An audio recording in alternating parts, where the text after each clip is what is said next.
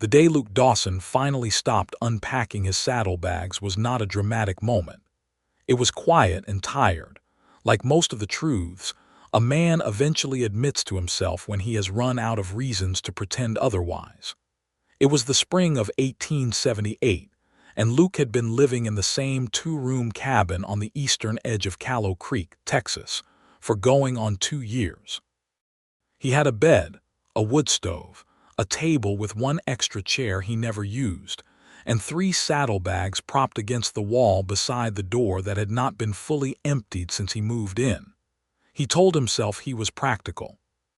He told himself a man who rode for the Rocking T Ranch, who could be called out at any hour for a cattle drive or a fence dispute or a storm that rolled in off the plains without warning, needed to be ready. He told himself a lot of things in those days, and none of them were entirely true. The real reason was simpler and harder than any of that. Luke Dawson, who was 28 years old and broad-shouldered and steady in almost every visible way, had been left enough times that leaving felt like the natural order of things. His mother had gone when he was 7, not by dying but by simply walking away from the homestead outside of Abilene one Tuesday morning with a carpet bag, and a look on her face like she had already been somewhere else for years. His father had followed 2 years later, but in the direction of a whiskey bottle so deep that the man who had taught Luke to ride and rope was gone even if his body technically remained. Then there had been Clara, who was sweet and laughing, and who had told Luke in the spring of 1875 that she loved him before she married the banker's son in Lubbock by the fall of that same year. And then there had been Margaret, who came after Clara and was fierce and independent, and who left for San Francisco with a traveling photographer without saying a word, just a note on the table that said she needed more than this land could give her. Luke did not blame any of them. That was perhaps the saddest part of it. He had stopped blaming people for leaving because he had come to believe, somewhere in the quiet and unexamined spaces of himself, that leaving was simply what people did when they had been around him long enough. So he kept the bags packed, not out of cruelty or coldness, but out of a self-preservation so deep-rooted he no longer recognized it as a wound. He was friendly with the men at the Rocking T, he was decent with the folks in town. He tipped his hat and paid his debts and showed up when he said he would. He was, by all practical accounts, a good man. He just did not let anyone stay. The notice on the board outside Crawford's General Store had been put up by old Ned Hollies, who owned the only boarding house in Callow Creek, and who had a bad hip and a worse temper, and who could not manage the place on his own anymore. He needed someone to cook and keep the rooms and manage the books, and he was willing to offer board and a small wage in exchange. Luke had walked past that notice a dozen times without reading it carefully, because it had nothing to do with him. He did not know, on the Thursday afternoon in late April when he rode into town for supplies, that the woman who had answered that notice had just stepped off the stage from Amarillo. He was tying his horse, a gray roan named Cisco, to the post outside Crawford's when he heard the stage driver arguing with someone. Not the kind of argument that required attention, just the bristling, impatient sort of disagreement that happened when a woman who knew her own mind encountered a man who had decided she did not. Luke glanced over out of habit, the way a man raised on open land learns to check the edges of things.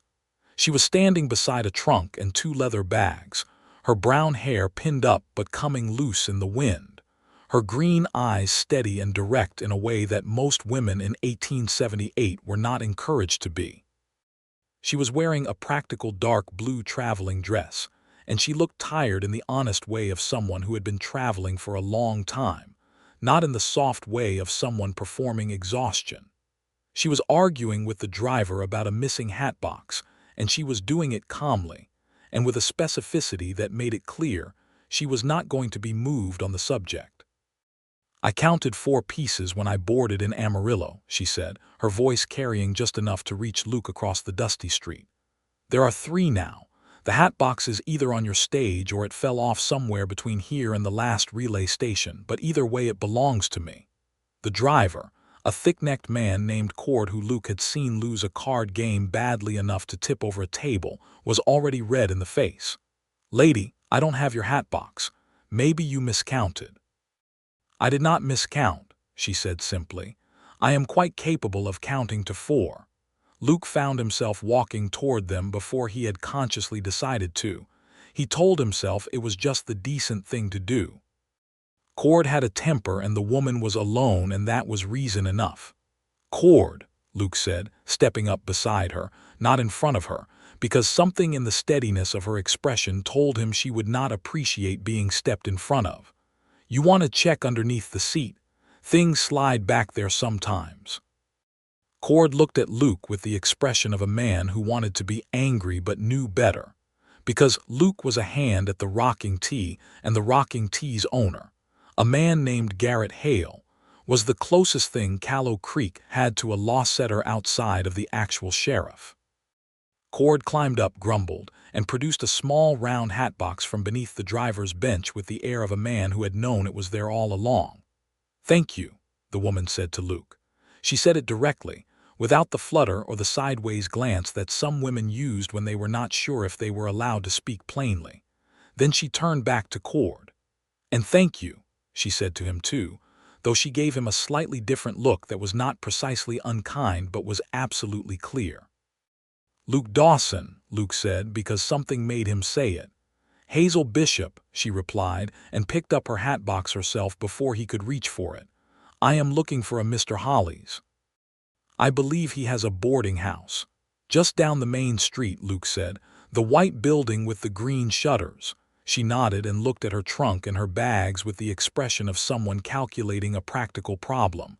"I can help with those," Luke said. She looked at him for a moment, assessing. "All right," she said. "I would appreciate that." He carried her trunk. She carried her bags and her hatbox herself, and they walked down the main street of Callow Creek in the late afternoon light, and Luke was struck by a strange sensation that he could not name immediately. It took him until they reached the boarding house before he placed it. She walked beside him, not behind him. She kept pace, not the half-step back that some women defaulted to in those days, but right beside him, like they were going to the same place for equally good reasons. He had not been walked beside in a long time. Old Ned Hollies opened the door before they knocked, which meant he had been watching from the window, which was entirely typical of him. He was a short, wiry man of about 60, with a white mustache and eyes that were sharper than his shuffle implied. He looked at Hazel, then at Luke, and his expression arranged itself into something carefully neutral. "Miss Bishop," he said, "I got your letter. You're 2 days earlier than I expected." "The stage had a better run than anticipated," Hazel said. "I hope that is not an inconvenience." "No inconvenience," Ned said, and stepped aside to let her in. He looked at Luke. "You coming in, Dawson?" "Just helped with the trunk," Luke said. He set it down inside the doorway and straightened up. "Welcome to Callow Creek, Miss Bishop." She was looking around the front room of the boarding house with eyes that were already cataloging and assessing, the way a person looks at a new workplace, not a new home. "Thank you, Mr. Dawson," she said, and then she smiled at him, and it was a real smile, the kind that showed in the corners and the eyes both, and Luke felt something shift in him like a stone moving in a riverbed. He put his hat back on and walked back out into the street. He thought about her 3 times before dinner, which was 2 times more than he thought about most things that did not involve cattle. Hazel Bishop was 25 years old, and she had come to Callow Creek from Amarillo. And before Amarillo, she had spent 4 years in a small town in Oklahoma Territory that had no good name for itself. She had grown up in Missouri, the daughter of a schoolteacher father and a mother who had died of fever when Hazel was 17. Her father had remarried, which was his right, and she did not begrudge it. But the new wife had a way of filling every room she entered so completely that Hazel had found herself, at 21, choosing to make her own way rather than continue to be a polite ghost in a house that had once been hers. She had worked as a cook, as a seamstress, as a schoolteacher herself for 1 year in Oklahoma Territory. She had kept books for a dry goods merchant in Amarillo. She was resourceful in the specific way of someone who has had to be, not from want of family, but from the particular courage of a woman in 1878, who had decided that her own life was worth building even if the world had not designed easy tools for the job. She had never been married. There had been a man in Oklahoma Territory, a farmer named Gordon who was kind and steady and who she had considered seriously for almost a year. But there had been something about the life he offered, the smallness of it, not in terms of wealth but in terms of horizon, that she could not quite bring herself to accept. She did not know if that made her particular or simply restless. She had made her peace with not knowing. What she had not made peace with was the loneliness, which she had learned to manage and carry but which she noticed in the evenings when the lamps were lit and there was no one across the table. She noticed things very quickly. This was both her greatest asset and, sometimes, an inconvenience. She noticed, for instance, that the boarding house had not been properly cleaned in several weeks, and that Ned Hollis's hip was worse than his advertisements had implied, and that 3 of the 6 current boarders were eating meals that were barely adequate. She noticed all of this within her first hour, and filed it away with the practical intention of improving it, not with complaint but with action.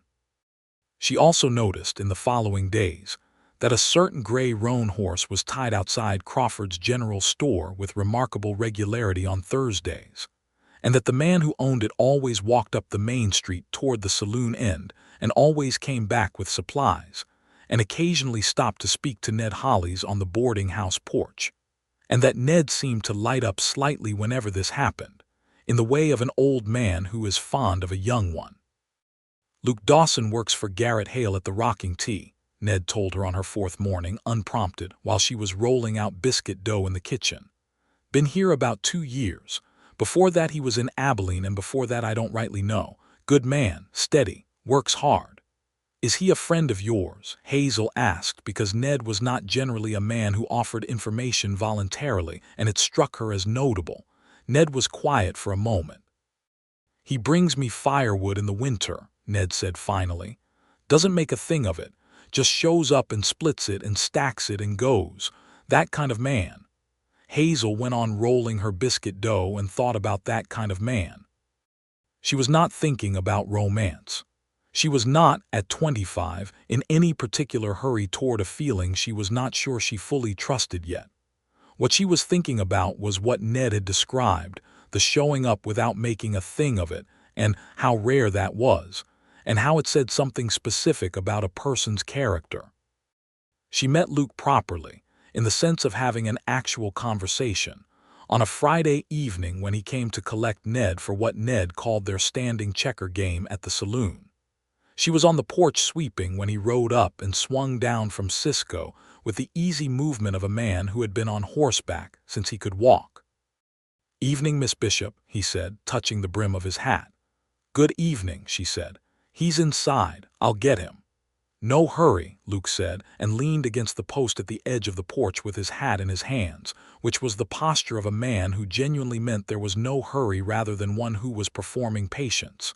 He looked out at the street where the evening light was going amber and long across the dust. "Settling in all right." "Very well, thank you," she said, and then, because she was a direct person, "The kitchen needed reorganizing, and 2 of the back rooms needed new mattress ticking, but we have managed." He looked at her with something that was almost a smile. "You say that like it was a small thing." "It was not," she agreed. "But it is done now." He laughed, and it was a real laugh, brief and warm, and she liked the sound of it before she had finished deciding whether to pay attention to it. Ned came out on his stick and they went to their checker game, and Hazel went back to her sweeping and thought it had been a pleasant exchange. Nothing more than that. But the next Thursday, when Luke came for supplies, he stopped by the boarding house on his way through, and he had a small jar of apple preserves from Crawford's, which he left on the kitchen windowsill without much ceremony. "Crawford's wife makes them," he said when Hazel came in from the backyard and found him there. "Ned likes them. Thought I'd save him the trip." Hazel looked at the preserves and then at Luke. "That was very thoughtful," she said. "Ned's hip is bad this week," Luke said simply, and that was all, and he left. She stood in the kitchen for a moment after he went, the jar of preserves in her hand, turning it over without particularly thinking about why. Over the course of May, these small visits accumulated.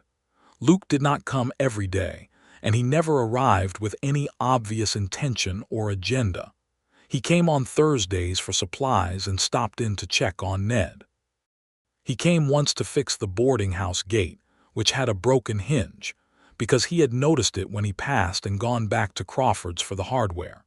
He fixed it without being asked, and was gone before Hazel realized he had been there at all, except for the gate swinging smoothly on new hinges.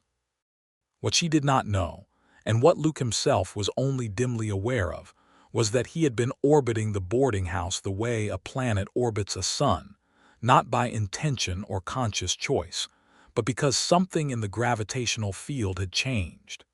She had been there 3 weeks when the real conversation happened. It was an evening in mid-May, warm enough that the boarding house windows were open, and the smell of Hazel's cooking drifted out into the street where it had quickly become known to every man in Callow Creek as the best reason to be a boarder at Holly's place. She was on the porch after dinner, letting the evening cool down around her, and Luke was coming back from the saloon end of the street, not from drinking, but from the blacksmith shop where he had been discussing a shoeing problem with Cisco. He stopped when he saw her, which was becoming a pattern. "You are always working," he said, sitting down on the step without being precisely invited but also not precisely uninvited, which was the specific comfortable middle ground that Hazel had begun to associate with him. "I like working," she said. "When I stop, I start thinking too much." He turned that over for a moment. "What do you think about?" She looked at him sideways. It was an unusual question for a man to ask in her experience. Most men in 1878 asked women about their cooking or their families, or whether they intended to stay. "Whether I am in the right place," she said, because he seemed like the kind of person who could bear an honest answer. He was quiet for a moment. "Are you?" "I think so," she said. "I am not entirely sure yet." "How do you know when you are?" She considered this. "I think I stopped looking for the stage schedule," she said finally. He laughed again, that brief, warm sound. Then something happened in his face, a shift, a slight retreat, like a man who laughed and then remembered he should not have. She saw it because she saw things. She did not say anything about it, but she filed it away.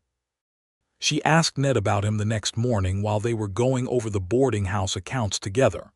She asked carefully, the way she did most things that mattered to her, coming at it sideways. "Mr. Dawson seems a bit solitary," she said. "Is he from here originally?" Ned gave her the long look of an old man who knows what a woman is actually asking when she asks something different. "Luke came from Abilene," Ned said. "Before that, somewhere outside of it. His mother left when he was young. Father wasn't much. He had a woman or two he was fond of that didn't stay." Ned folded his hands on the account book. "He's not cold, mind you.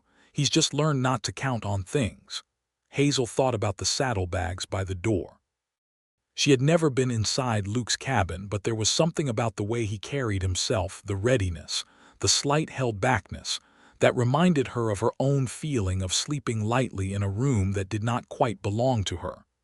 "That is a sad way to live," she said. "A lot of people live that way out here," Ned said. She thought about that for a long time. June came in hot and bright, and Callow Creek expanded into the kind of summer energy that a cattle town has when the drives are going and the money is moving. The rocking T was pushing a big herd north for Garrett Hale, which meant Luke was out on the trail for 2 weeks, and Hazel noticed his absence in a way that was inconvenient because it was definitive. She did not see him as a romantic project. She was not the kind of woman who approached other people as problems to be solved.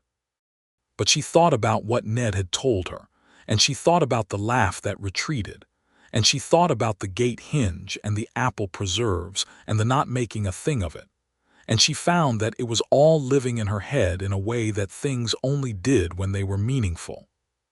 When he came back from the drive, he was dusty and tired and leaner in the face, and he stopped at the boarding house before he went to his own cabin, which she did not remark on but which Ned noticed because Ned noticed everything. "There is cold chicken and cornbread left from dinner," Hazel told Luke, because he had the look of a man who had been eating trail food for 2 weeks and was pretending not to care about it. He sat down at the kitchen table and ate, and she sat across from him with her mending, because there was always mending, and they talked about small things, the drive, the trail, the state of the water holes between Callow Creek and Dodge, the price that Garrett Hale had gotten per head. It was ordinary, domestic, easy conversation, and at one point Hazel looked up and caught Luke watching her with an expression she had not seen on him before. It was open in a way his face usually was not. It was, she thought, the expression of a man who had not expected to find himself sitting in a warm kitchen with someone worth talking to, and was not entirely sure what to do about it. He dropped his eyes when she looked up back to the cornbread. "Thank you for the food," he said when he left. "It was in the cold box anyway," she said. "No trouble."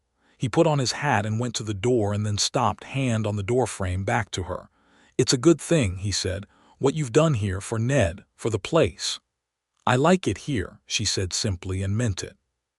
He went out into the warm June night, and she sat with her mending for a long time after, the lamp burning low, the summer quiet settling around the boarding house, and she thought about how she had not looked at the stage schedule once in 2 weeks and had barely even thought about it. The trouble with July was that Callow Creek had a dance. It was the kind of civic event that small western towns manufactured with enthusiasm because they had limited entertainment options and a significant number of young men who would otherwise spend their leisure time doing things that were bad for everyone. The 4th of July celebration included a dance at the community hall, and essentially everyone in a 20-mile radius attended, and attendance was not precisely optional if you wanted to remain in good social standing. Hazel went because Ned asked her to go and help manage the food table, and because she genuinely liked people when she was in the right mood for them.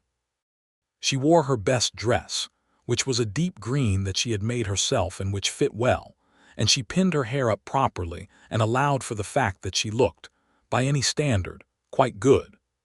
Luke was there because he had been dragged by Cody McAllister, a fellow hand at the rocking tee who was 23 and enthusiastic about dances in the way of a young man with uncomplicated intentions toward the world. Cody was cheerful and loud and meant well, and he spent the first hour attempting to dance with every unaccompanied woman in the hall, which freed Luke to stand near the wall and be perfectly comfortable in his own company. He saw Hazel almost immediately. It was not difficult because she moved through a room with a particular quality of presence, not performing anything, not working at being noticed, just being herself clearly enough that clarity itself became visible. She was laughing at something one of the boarders' wives had said, her head tilted back slightly, and the lamp light caught the green of her dress and the gold in her brown hair. Luke stayed near the wall. He was still there an hour later when she made her way to the edge of the room with 2 cups of lemonade, and held one out to him without preamble, which was so characteristic of her that it almost made him smile before he caught it. "You have been standing in the same spot for a considerable time," she said. "I am comfortable here," he said.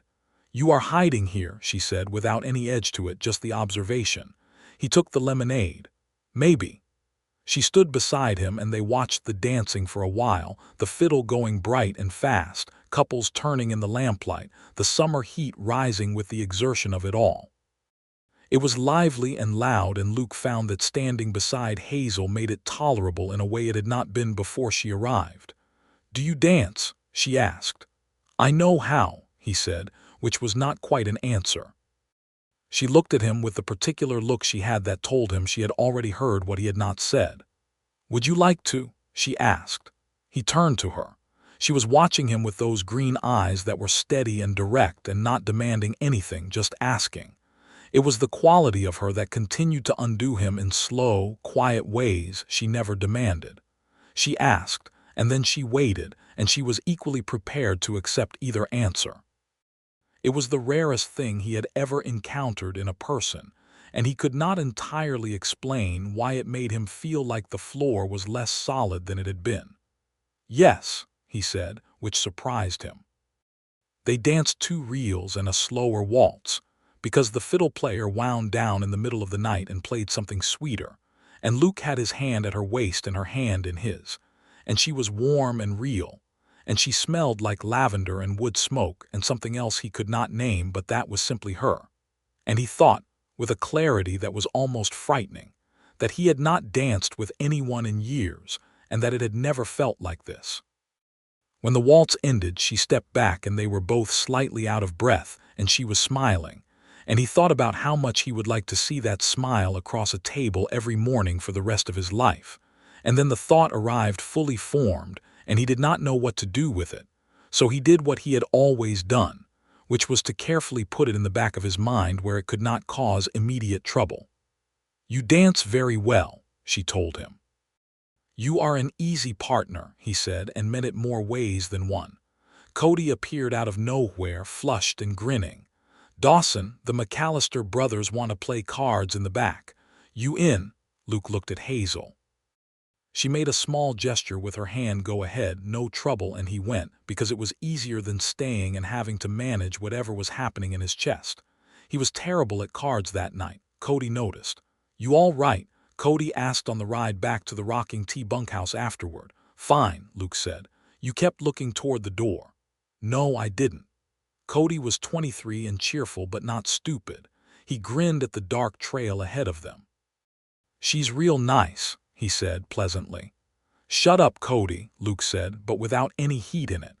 Cody grinned wider and said nothing more, which was the most diplomatic he had ever been in his life.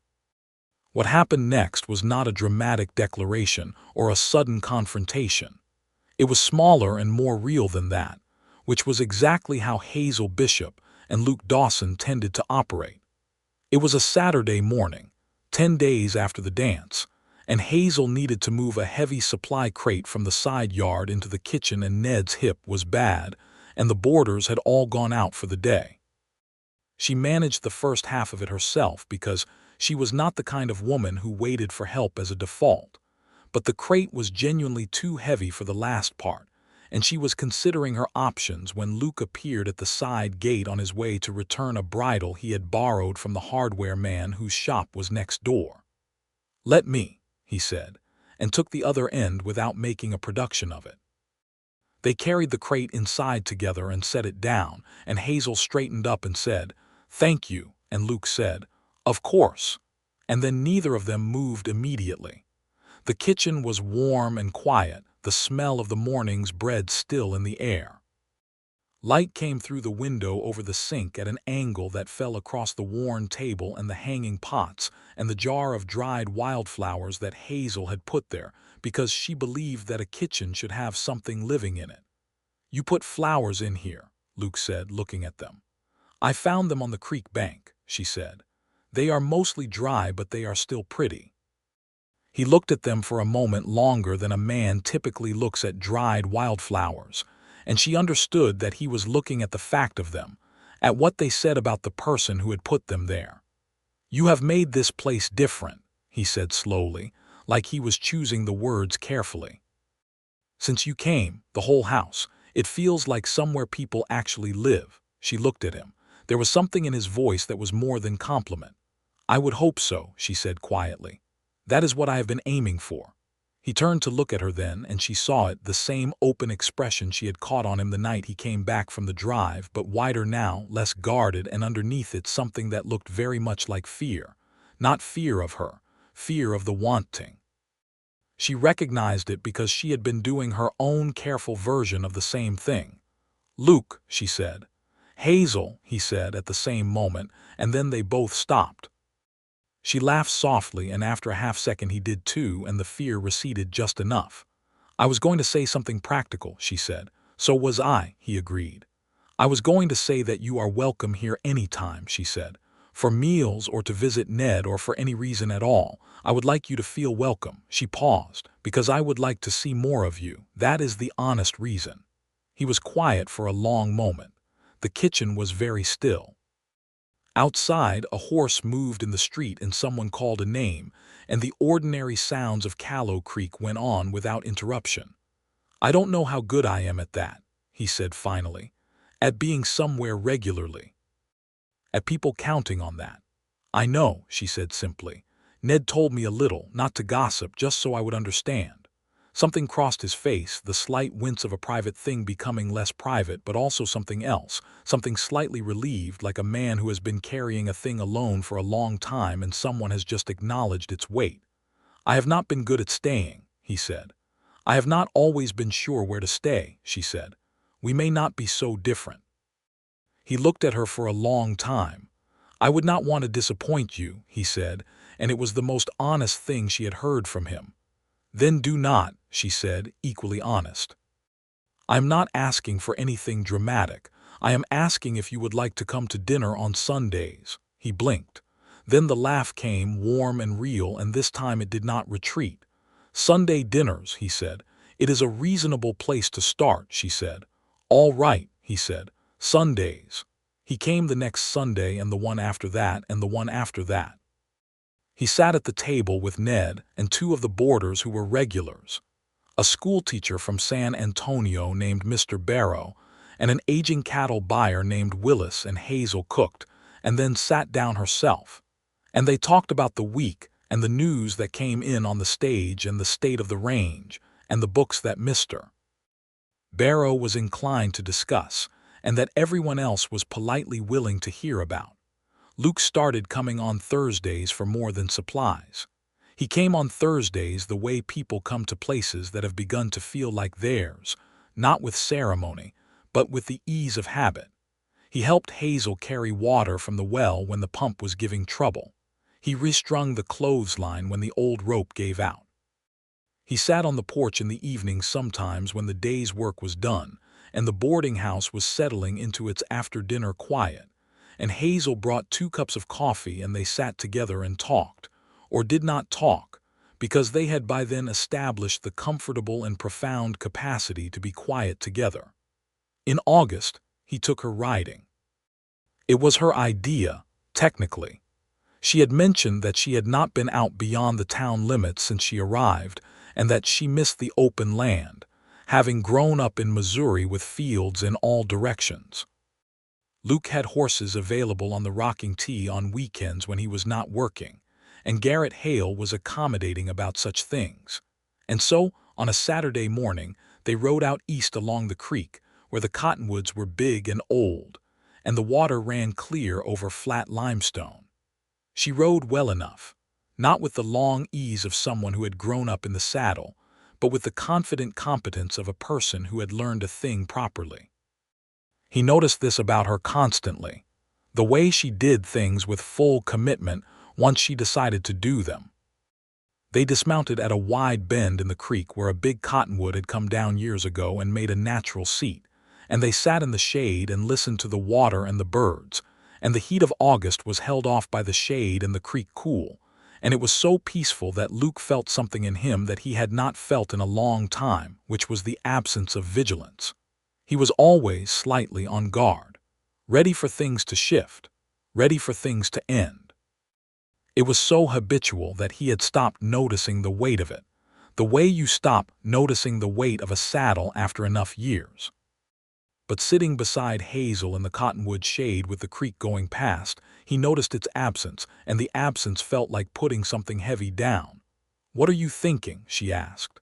"That I have not sat still like this in a long time," he said. She nodded slowly.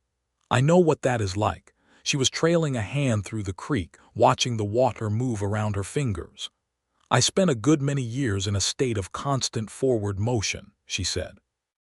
"Always solving the next problem, planning the next thing. I think I was afraid that if I sat still, I would have to notice how alone I was." He looked at her. "Are you still?" She considered this with her characteristic honesty, her eyes on the water. "Less so," she said. "Not since I came here." She looked at him then, and her eyes were clear and green in the light and entirely unafraid. "Not since I met you." He felt the words land in him, clean and definite as a coin on a table. He looked back at the water. His hands were resting on his knees, and he looked at them for a moment, the rope-scarred knuckles, the calloused palms. He was aware of the need to say something and equally aware of the way his old habits were pulling at him, warning him, showing him the catalog of endings. "I want to tell you something," he said slowly. "All right," she said. "I have a way of—" He stopped, tried again. "People leave," he said. "That is what I learned early. And I know it is not a kind thing to say, and I know it sounds like I am blaming you for something you have not done, but I need you to know it because it lives in me and it affects how I am with people. I keep things half-packed." He stopped again. "I have literally never fully unpacked since I moved into that cabin." She was very still beside him. "I am not sure I know how to fully arrive anywhere," he said. "I am not sure I know how to trust that a good thing will stay." He looked at her. "I am telling you this because you deserve to know what you are dealing with." She was quiet for a moment that felt long, and then she said, "How many bags?" He blinked. "What? How many bags do you have packed by the door?" "3 saddlebags," he said. She nodded slowly, processing. "All right," she said. "And I am telling you something too. I am not leaving. I came here and this is where I mean to stay. Not because of you, I had decided that before you became important to me, but because of you also now. And I cannot unpack your bags for you, only you can do that. But I can be here while you decide to." He looked at her for a long time. The cottonwood leaves moved above them and the creek went on, patient and constant. And Hazel Bishop sat beside him with her hands in her lap and her expression that was the bravest thing he had ever seen, because it was simply and completely open. He reached out and took her hand. She looked down at their joined hands and then up at him, and her face was so beautiful in that moment, not in the way of portraits or performances, but in the way of a person who is fully present, fully real, that he thought he had never in his life seen anything so worth staying for. He did not say anything else that afternoon. He did not need to. She leaned against his shoulder and they sat by the creek until the shadows moved and it was time to ride back. And they rode back side by side through the tall August grass with the sun going west and orange behind them. And it was the best day Luke Dawson could remember in years. September brought a different kind of reckoning. Ned Hollis's hip gave out entirely on a Thursday morning, not figuratively, but literally, in the sense that he went down in the kitchen and could not get up, and Hazel found him and got the doctor. And the doctor told them plainly that Ned was going to need to be off his feet for at minimum 6 weeks, and that his riding and managing days at the boarding house were, in practical terms, over. Ned himself was not surprised. He was the most unsentimental old man Hazel had ever known, and he took this news with a short silence and then a characteristic practicality.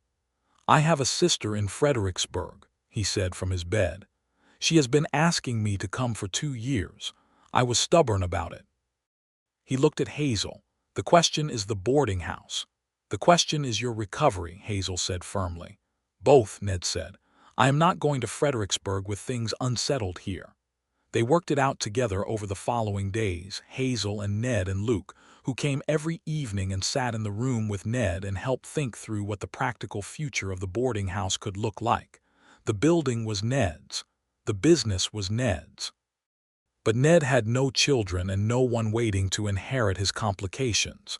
He offered Hazel a lease arrangement. She would run the boarding house, maintain the building, keep the accounts, and pay him a modest monthly amount from the profits. When he died, and I am 62 with a bad hip, so let us be honest about the timeline, he said. Without self-pity, the building would pass to her, provided the lease had been maintained. Hazel accepted. It was, she thought, sitting with the signed paper in her hands after Ned had gone to sleep, the first time she had ever been the one who was staying in the permanent sense. The first time she had owned the fact of her own address in a way that was legal and documented and real.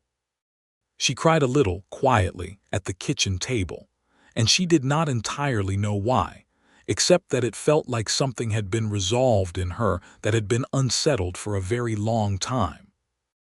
Luke came by the next morning and she told him about the arrangement over coffee, and he listened with his forearms on the table and his eyes on her face, and when she finished he said, "That is exactly right. You should have it." "I think I have found my place," she said, and she meant it as a simple statement of fact, but it came out with a fullness to it that was larger than the words. He looked at her across the table, and she saw that look again, the open one, the one without the retreat, and this time it stayed. "I need to show you something," he said. She rode to his cabin with him that afternoon. She had not been inside before, and she had wondered about it. It was a two-room structure, well-built but spare, with the functional neatness of a man who keeps things orderly without quite making them comfortable. The wood stove was good quality. The bed was adequately made. There was one chair at the table, and there by the door were the 3 saddlebags. She looked at them. They were packed and propped, ready to go, with the loops done and the buckles fastened, as neat and prepared for departure as they had been, she suspected, for 2 solid years. "I told you about them," he said from behind her. "You did," she said. He came around her and stood beside the bags, and he looked at them for a long moment with an expression that she recognized as a man looking at a habit and deciding whether to break it. He bent down and unbuckled the first bag. He took out a spare shirt, a spare pair of trousers, a shaving kit, and a small leather-bound book that she did not ask about. He set them on the table. He did the same with the second bag, a wool blanket, a change of socks, ammunition, a folded piece of paper that he unfolded and looked at briefly and then set aside. He did the same with the third bag, tools, a small compass, a folded letter he set carefully at the bottom of the table. When all 3 bags were empty, he straightened up.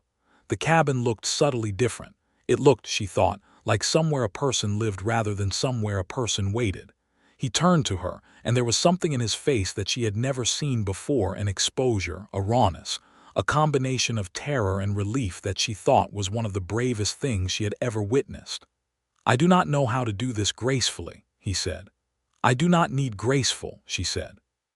He crossed the distance between them in 2 steps, and she met him halfway, and when he kissed her, it was with the full weight of everything he had been holding back for months, not desperate, not frantic, but deep and real and certain, the way a man kisses a woman when he has already decided and is done pretending otherwise.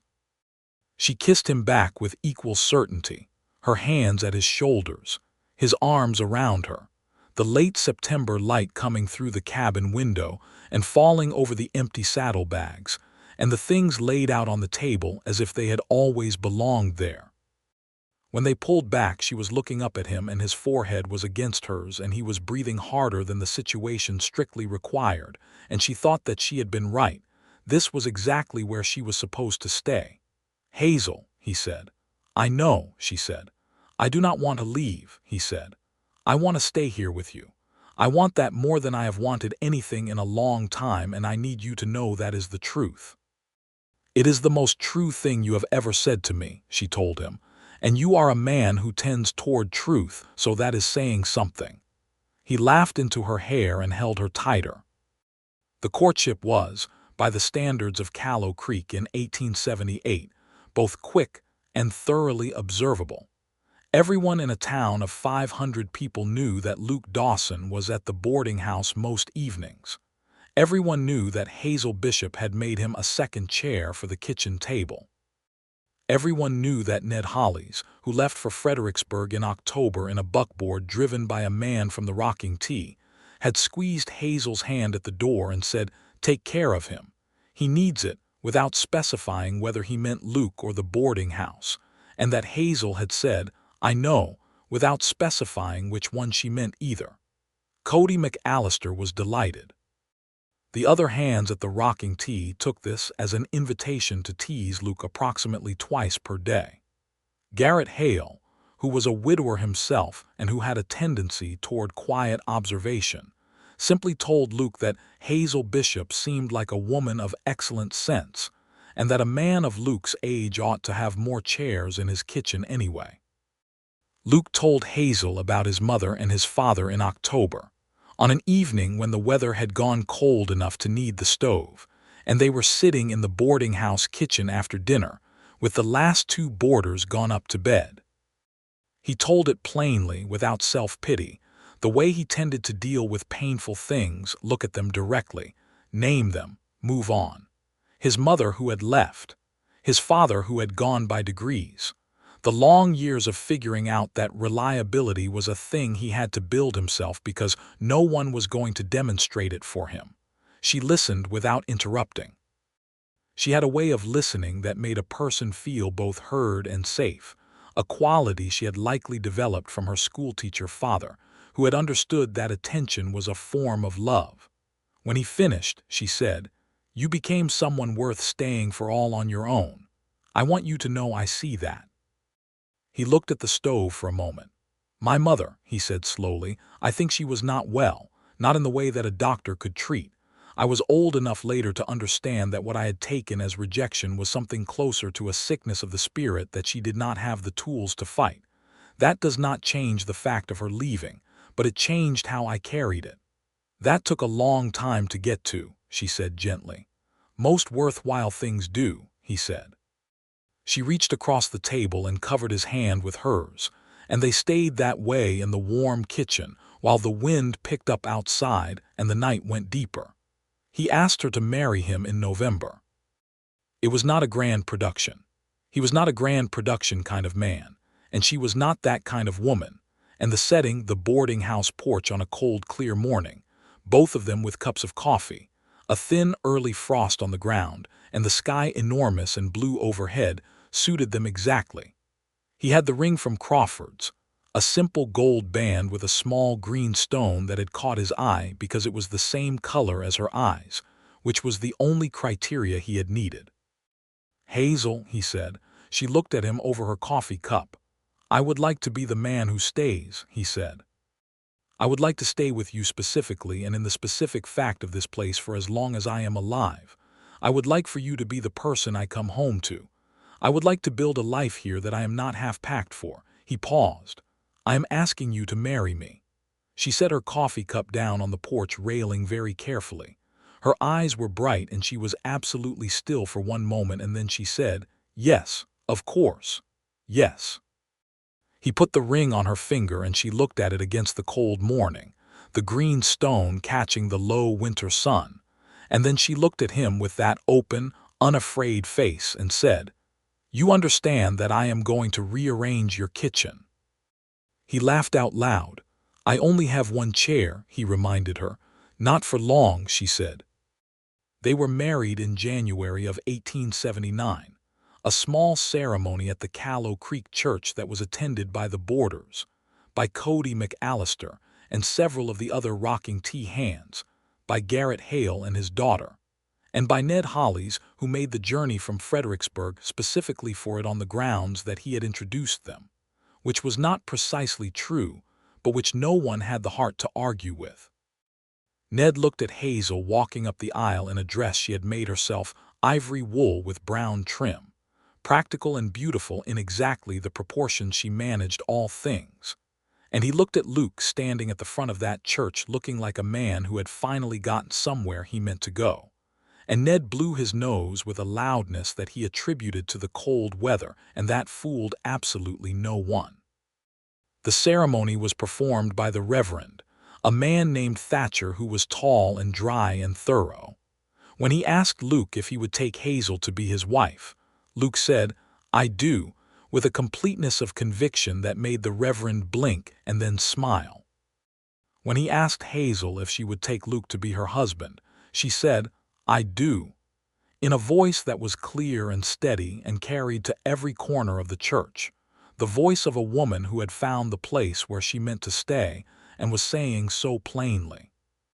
They moved Hazel's things into Luke's cabin, which was larger than the boarding house room and which had, over the winter, received several improvements in the form of new shelves and a second chair, and a rug that Luke had bought from a merchant who came through in December because he had been thinking ahead, which was itself a change.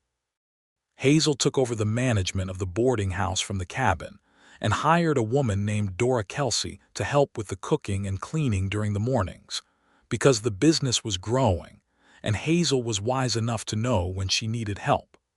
The first morning they woke up together in the cabin as a married couple. Luke came out to the kitchen in the early light and found Hazel at the stove and the table set for two. She turned when she heard him, and there was sleep still in her face, and her hair was down, which he had not seen before except in glimpses, and it was brown and thick and reached her shoulders, and he stood in the doorway of his own kitchen and felt something so large and quiet that he almost could not breathe. "Good morning," she said.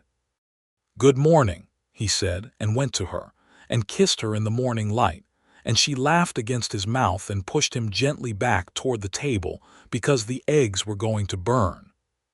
He sat down at the table that now had two chairs, and she brought the eggs and the cornbread, and outside the January light was thin and pale, and the birds were beginning to call, and inside the cabin it was warm and real and alive in a way it had never been, and Luke thought that this was what it felt like to be fully present in a place, to have arrived. The saddlebags were in the barn, not packed, not ready to go. Just folded and stored with the tack, the way you store things you are not going to need for a while. Spring came, and with it the first of the real growing pains of the boarding house business.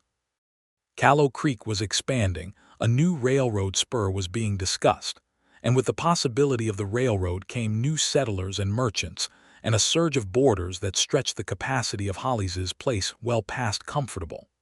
Hazel and Luke sat with the accounts in the evenings and talked through options.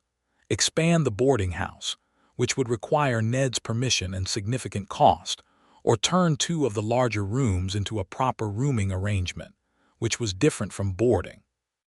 In the midst of this, the issue of what was fair and reasonable for Ned came up, because Hazel was a person who thought carefully about what was fair and reasonable for everyone involved. She wrote to Ned in Fredericksburg and explained the situation honestly, and Ned wrote back with his characteristic bluntness that she should go ahead and do what she thought was right, that he trusted her judgment, and that he was eating his sister's cooking, and could she please see if she could find him a decent source of coffee beans to send south. She sent him the coffee. The renovation was modest but effective. Luke did most of the carpentry himself, with help from Cody and a man from town named Patterson who had worked construction before he came west. Hazel painted, because she had a good eye for what would make a space feel like something. By May, the boarding house had 2 additional rooms and a second parlor area that made the whole enterprise significantly more professional. Business improved. Hazel was methodical about it, keeping careful books and making sure everything was documented and properly managed. She was also warm in the specific way that made travelers feel welcome, which was not a universal skill, and which Callow Creek had not previously had in abundant supply. The boarding house became known within a year as the best-kept establishment between Amarillo and Abilene, which was a modest claim in geographical terms, but a significant one in terms of the reputation it built. Luke continued at the rocking tea. He was good at his work. He was one of Garrett Hale's most reliable hands, with a steady judgment about cattle and horses, and whether that came from years of paying close attention to the land. He had the particular dignity of a man who did skilled work and did it honestly, and Garrett Hale valued him accordingly. But something had changed in how Luke carried himself at work, in a way that his fellow hands noticed without necessarily being able to name. He was the same man, the same level, steady, capable person, but there was an ease in him that had not been there before. He joked more. He stayed for the evening meal at the bunkhouse sometimes instead of leaving early. When Cody McAllister fell off a horse in October and broke his wrist, Luke was the first to help, and the one who rode him to the doctor and who sat with him while the bone was set. And Cody, who was not particularly prone to sentiment, told Luke afterward that he was a good friend, and Luke said thank you in a way that meant he believed it. The difference was that he was no longer spending his energy on vigilance. He was not waiting for things to end. He was living in them, which left a tremendous amount of energy free for other things. He told Hazel this one evening in the late summer of their first year together, sitting on the porch as they had come to do in the good weather. He told it simply and carefully because she had always been someone he could say things to without translation. I think I spent years, he said, keeping myself just far enough back that if something ended I would not fall too far. And it turned out that keeping yourself that far back was its own kind of ending. You just got to it more slowly and with less cause. She was quiet for a moment. And now I am in it, he said. Whatever it is, I am in it. I am not watching from the side. He looked at her. You did that. You did it, she said. I was just present while you decided to. He shook his head slightly. No, you were more than that. She looked at the street where the summer evening was going pink and gold, and she thought about the stage arriving in Callow Creek in April of the previous year, and the driver and the hatbox, and the man who had stepped up beside her rather than in front of her, and the gate hinge, and the apple preserves, and all the small accumulations of a person showing up in the way that matters. All right, she said. We did it. He put his arm around her on the porch bench, and she leaned into him, and they sat there in the cooling evening until the stars came out, which was something they did often, and which never stopped feeling like the best part of the day. Ned Hollis died in the winter of their second year, peacefully in his sleep in his sister's house in Fredericksburg, which was exactly the death of a man who had arranged his affairs as well as could be managed and had nothing unresolved.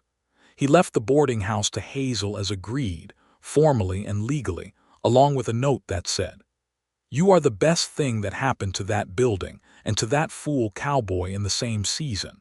I am proud of you both." Hazel cried, reading it, and Luke held her, and they were quiet for a while about the loss of a man who had been generous to both of them in the ways that count. The boarding house was hers. It was theirs. It was real in a way that Luke still sometimes paused over, not with disbelief, but with a kind of grateful attention, the same attention he paid to the morning light or the first cold evening that smelled like wood smoke or any of the ordinary extraordinarily good things that a life built with intention could contain. By the spring of 1880, Hazel was expecting their first child. She told Luke on a Tuesday morning at breakfast, setting down his coffee cup and sitting across from him, with her hands folded on the table in that way she had when she was about to say something she had already considered from all angles. He looked at her for a moment and then he understood, and his expression did the thing she loved best about it. It went entirely unguarded. "Truly," he said. "Truly," she said. He stood up from the table and came around it and pulled her gently up out of her chair and held her, and she felt his breath go deep and slow against her hair the way it did when something had moved him beyond words. "I am going to be a father," he said. It was not quite a question and not quite a statement, more like a man saying a sentence out loud to hear how it sounded, and hearing that it sounded right. "You are," she said. He pulled back and looked at her face, checking, as he always checked, that she was all right, that she was certain, that she was where she intended to be. She looked back at him with full, steady eyes, and he understood, as he was coming to understand more and more the deeper into this life he went, that certainty was what she brought. She brought certainty like a weather front brings air. It moved everything, and you could not quite point to the moment it arrived, but you knew entirely when it was present. "A boy, do you think?" he said. "I have no earthly idea," she said. "I shall be grateful for whichever arrives." He grinned at her, a wide and genuine grin that transformed his face the way good weather transforms a landscape, and she thought, not for the first time, that she could look at that grin every day for the rest of her life and not get enough of it. She hired Dora Kelsey on full time for the boarding house through the summer and fall, and she continued to manage the books herself from the cabin, because rest was not precisely in her nature, but she was sensible enough to moderate her exertions when they were required. Luke fussed over her in a way that was endearing in proportion to its subtlety. He refilled the water pitcher without being asked. He repaired the porch step that was slightly uneven before she could trip on it. He appeared with extra firewood before she noticed the supply was low. He fussed entirely in the manner of a man who had decided that a person he loved should not have to notice practical problems before they were already solved. She noticed all of this and said nothing, except sometimes, when it was particularly obvious. She would catch his eye, and the look she gave him was so warm and clear that he always looked slightly abashed, and then slightly pleased with himself in the way of a man who does not quite know how to accept being loved back but is learning. Their son was born in November of 1880, a Sunday morning at the beginning of the month when the plains were brown and gold, and the sky was the deep blue of late autumn. He was born in their cabin with the help of the doctor and the capable assistance of Mrs. Crawford, who had delivered half the children in Callow Creek and approached the business with the calm efficiency of long experience. He was healthy and loud, and had Luke's dark hair and Hazel's green eyes, and a grip on her finger that made her understand, in the visceral and complete way of new mothers, that her capacity for loving had expanded in ways she had not previously catalogued. Luke held his son for the first time with an expression that Hazel thought she would carry in her memory until the last day she lived. It was the expression of a man who had been prepared, all his life, for things to leave, holding in his hands the most permanent thing, not because a child was guaranteed because nothing was, but because this child was here and real and his, and because Luke had learned over the past 2 years with Hazel that the right response to things of value was not to brace for their absence, but to hold them while they were present. "Hello," Luke said to the baby, very quietly, in the voice a man uses when he is talking to someone new and important and wants to start right. The baby looked at him with the vague, enormous seriousness of newborns. "I am your father," Luke said. "I am going to be here." Hazel, exhausted and entirely present, watched her husband make that promise to their son and felt something in her chest that was too full for any single word. They named him Thomas Ned Dawson, the second name for Ned Hollies without any debate about it, and Thomas was a loud and vigorous infant who grew into a loud and vigorous child with an insatiable curiosity about horses, which delighted Luke beyond rational measure. The boarding house continued to grow. The railroad spur was completed in 1881, and with it came a genuine surge of new settlers and the kind of economic energy that transformed a cattle and trail town into something with more permanence. Callow Creek got a new school, which required a proper teacher, and that teacher was initially a young man from Kentucky who boarded at Hazel's establishment, and who she fed so well that he wrote home about it, which she found gratifying. She was pregnant again by the fall of 1882, and this time she was more relaxed about it, having done it once already and having the particular assurance of a woman who knows she is built well for what she is built for. Their second child was a daughter, born in June of 1883, with Hazel's brown hair and Luke's gray eyes, and an expression of serene assessment from her first day that made Hazel laugh and say she looked like she was already judging the quality of the arrangements.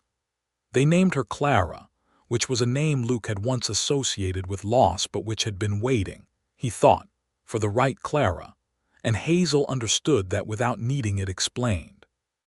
By the mid-1880s, Callow Creek was a real town, growing and complicated and full of the injustices that growing western towns were full of. There were disputes about land that went badly for the families who had been there longest. There were moments when Luke, who worked for Garrett Hale and therefore rode the lines of a particular kind of power, had to choose between what was easy and what was right, and he chose right consistently enough that people knew they could count on him for an honest account of any situation. There were new settlers coming in through routes that did not always account for the people who had been on the land before, and this was something Hazel held opinions about, quiet but firm, because she was a woman of her time who saw clearly enough to know that the expansion she was part of carried costs that were not evenly distributed. She held a school fundraiser at the boarding house for the new school, specifically advocating that the school accept every child in the district, and there were those who disagreed with the breadth of that welcome, and Hazel stood her ground with the particular calm of someone who had decided what was right and was not interested in arguing about it indefinitely. Luke stood beside her on that, as he did on most things, because he had learned from her the difference between the peace of avoidance and the peace of doing things well, and the latter was the only one worth having. Garrett Hale offered Luke a foreman position in 1884, which was the culmination of 6 years of reliable and skilled work. Luke talked it over with Hazel at the kitchen table, which had expanded now to seat 4 people comfortably and sometimes 6, with Thomas on a stool and Clara on a cushion. "It is more money," Luke said, "and more responsibility, less time in the saddle and more time managing men, which I am not sure I have the patience for." "You have more patience than you think," Hazel said. "You managed Cody McAllister for years, and he once tried to rope a barn cat." He laughed. He was 23. "People improve," she said, which was one of her fundamental beliefs and one she had demonstrated consistently both personally and in the way she ran her business. He took the foreman position. He was, as it turned out, good at it, not because he was a domineering man, but because he was a fair one who said what he meant and did not change it and could be trusted to be the same person in all circumstances, which was what men working under you needed from you above everything else. Thomas was 5 years old when Luke became foreman of the Rocking T, and he was already horse-mad enough that Garrett Hale let him come out to the corrals on the weekends, which Luke watched with the slightly overwhelmed expression of a father who had not anticipated quite how much he would feel about his son finding a passion and pursuing it with both hands. Clara at 3 was already talking with the confident fluency of a child who had been listened to carefully from the beginning, which was a direct result of Hazel's approach to children, which was to assume they were worth listening to. They were 8 years into their life together when Luke came home on a Thursday evening in the early fall of 1887 and found Hazel on the boarding house porch with a letter from her father in Missouri. He sat down beside her and waited while she read it a second time, because she always read letters twice. Her father was not well. His heart had been giving him trouble since the summer, and his wife, the stepmother Hazel had made her peace with years ago, had written separately to say that things were uncertain and that Hazel might want to come if she wanted to see him while he was still himself. She looked at Luke when she finished the letter, and her eyes were bright, but her expression was composed in the way she got when she was managing something difficult. "I should go," she said. "Yes," he said immediately. "It is a long way, and the boarding house and the children. Dora can manage the boarding house," he said. "I will ask Mrs. Crawford if she can watch Thomas and Clara during the days. I will ride out at normal hours and be back to the cabin before dark." He paused. "You should go, Hazel.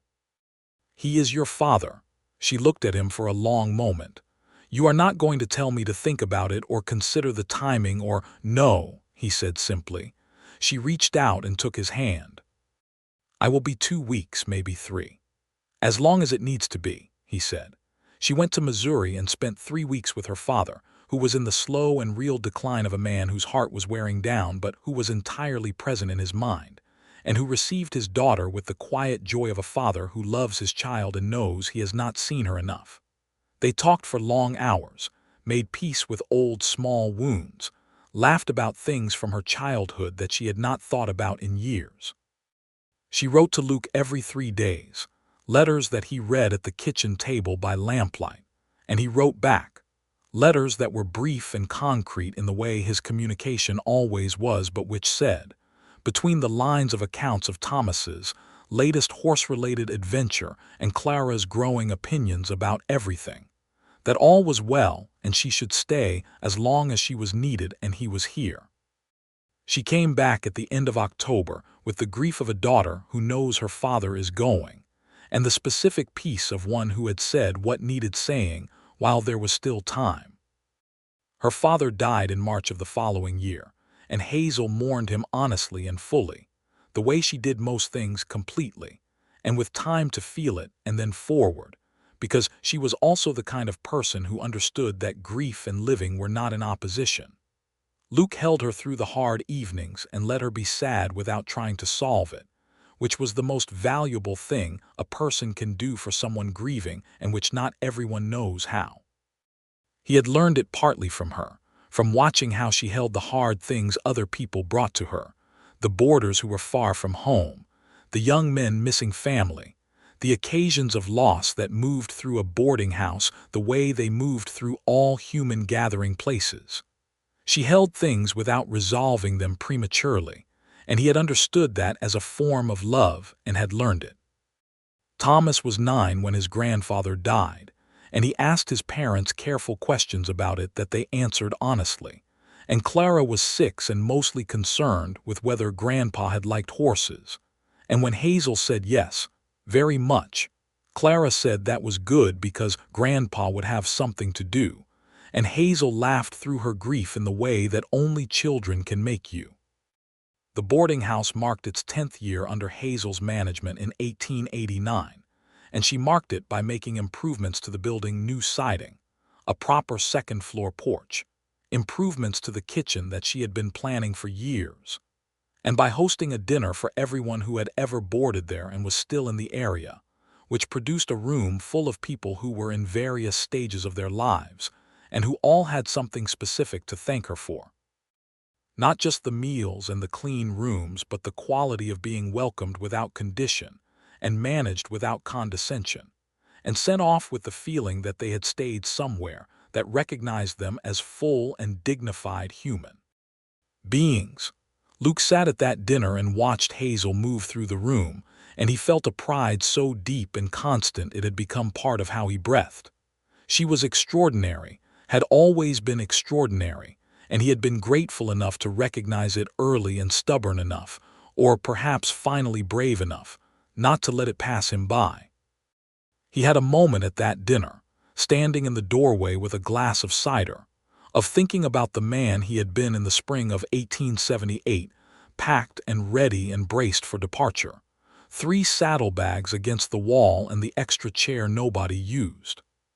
He thought about that man with something that was not quite pity and not quite regret, but something more like the particular tenderness you can feel for your own past self when you understand what he was missing, and can see, from the other side of it, exactly what it was.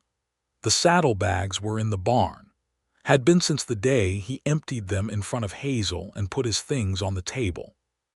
They served a purpose occasionally when he needed to pack for a trail drive or a long cattle run, but they lived in the barn, not by the door, because nothing in his life needed to be ready to leave.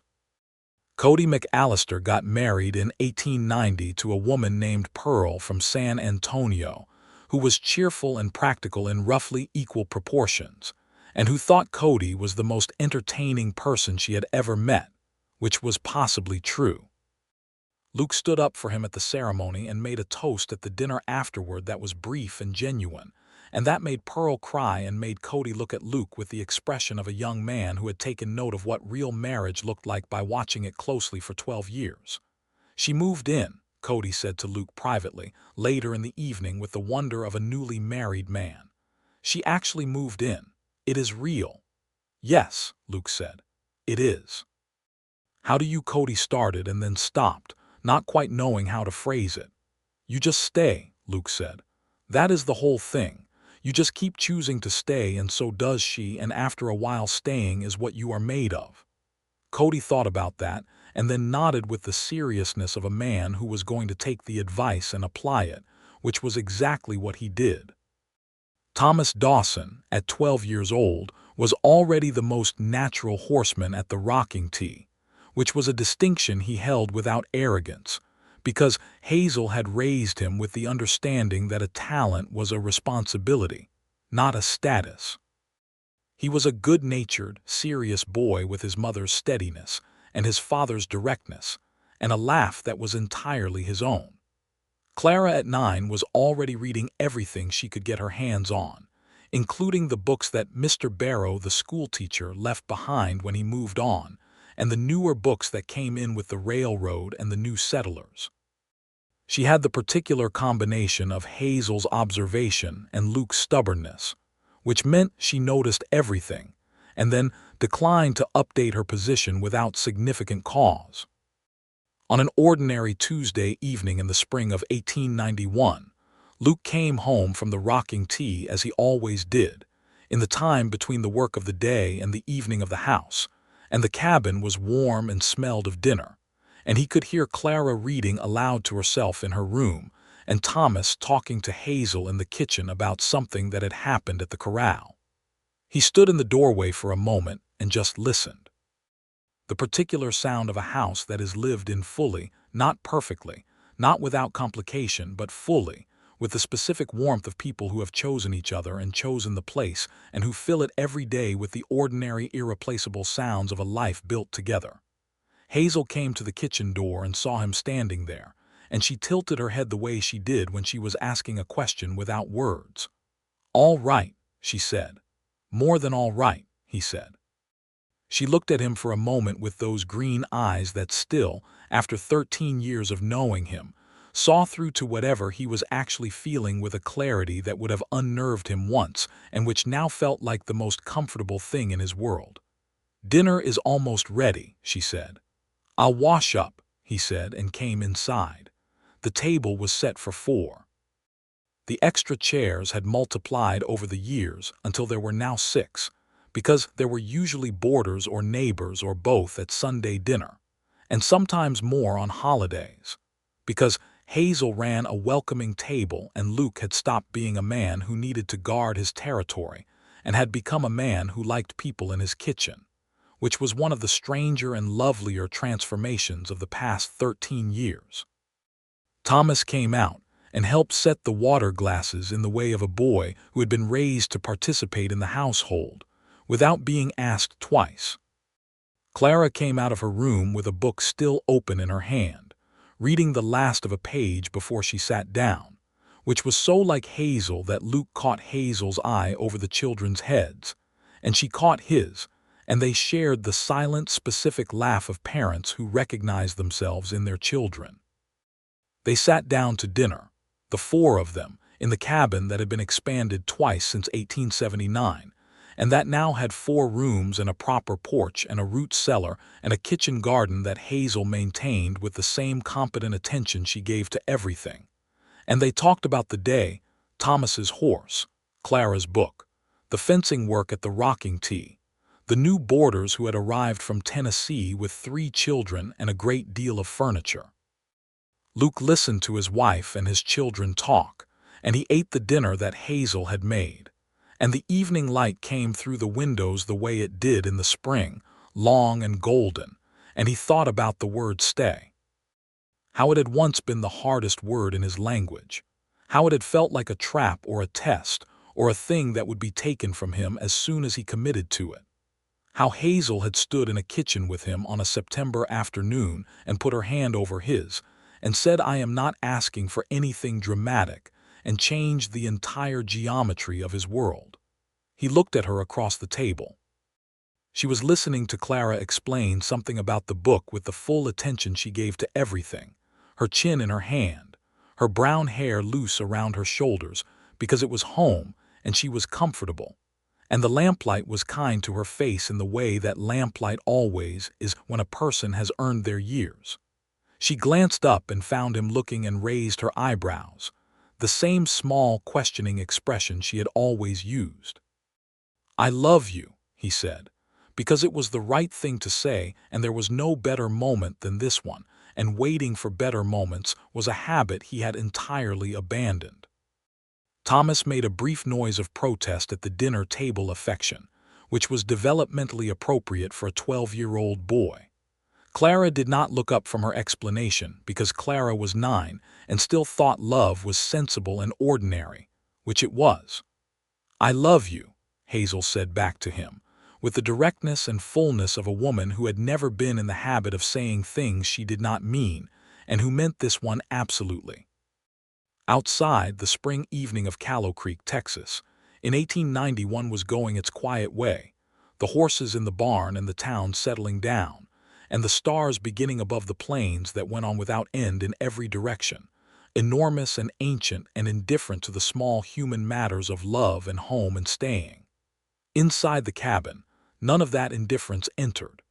The years continued in the way of good lives, not without difficulty, but with the specific quality of being met together.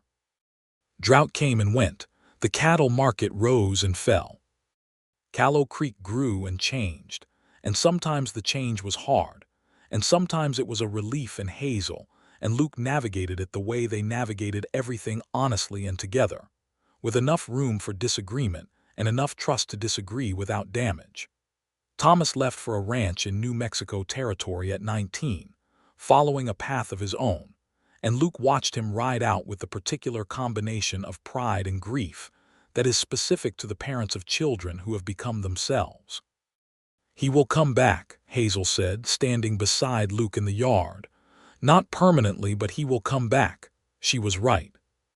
Thomas came back regularly, for Christmas and for the births of his siblings when they arrived, because Hazel and Luke had another child in 1893, a boy named James, who was quiet and observant in a way that split the difference between both his parents, and who grew up in a household that had by then fully mastered the art of being loved in. Clara grew into her father's stubbornness and her mother's warmth in roughly equal measure, and she studied everything she could and eventually became the kind of woman in the new century who built the school she wanted because the one available was not adequate, which was exactly what her parents expected of her.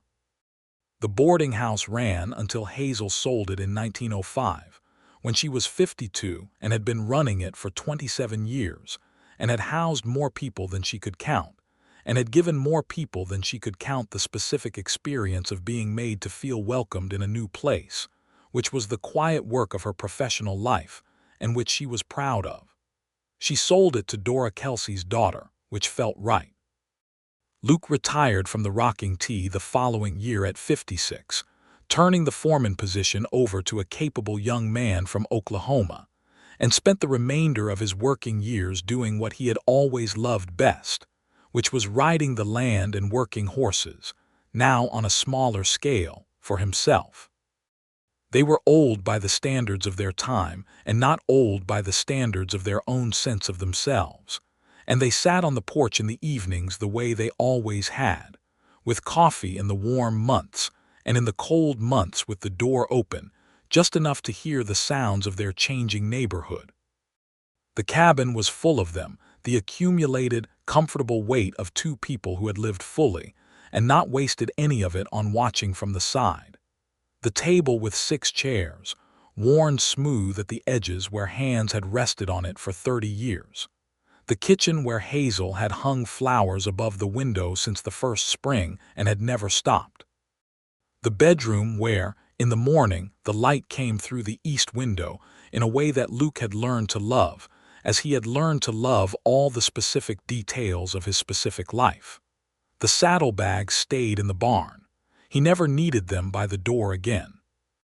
There was a morning in 1910, late spring, warm and clear, with the birds going in the cottonwoods down by the creek, when Luke woke early and came out to the kitchen and found Hazel already there, sitting at the table with her coffee and a letter from Thomas in New Mexico, which she read with the small private smile she always had for her firstborn's letters. He poured his coffee and sat down across from her, and she looked up and the morning light was in her green eyes and her brown hair had gone silver at the temples, and she was, he thought, more beautiful than she had ever been, not because age had erased anything, but because all the years of being herself had carved her face into the most true version of it. She held out the letter. Thomas was well. He had a new horse. His daughter had started walking. He might come for the summer. Luke read it and set it down, and they sat in the kitchen in the morning quiet. Two people who had found each other in the particular accident of a dry goods run and a missing hatbox, and the simple fact of a man choosing to step beside rather than in front. A man who had been prepared to leave. A woman who had come to stay. And between those two facts, A life so full and real and permanently inhabited that there was not a corner of it half-packed or held back or ready to go. Only here. Only this. Only all of it, arrived at and kept every single day on purpose.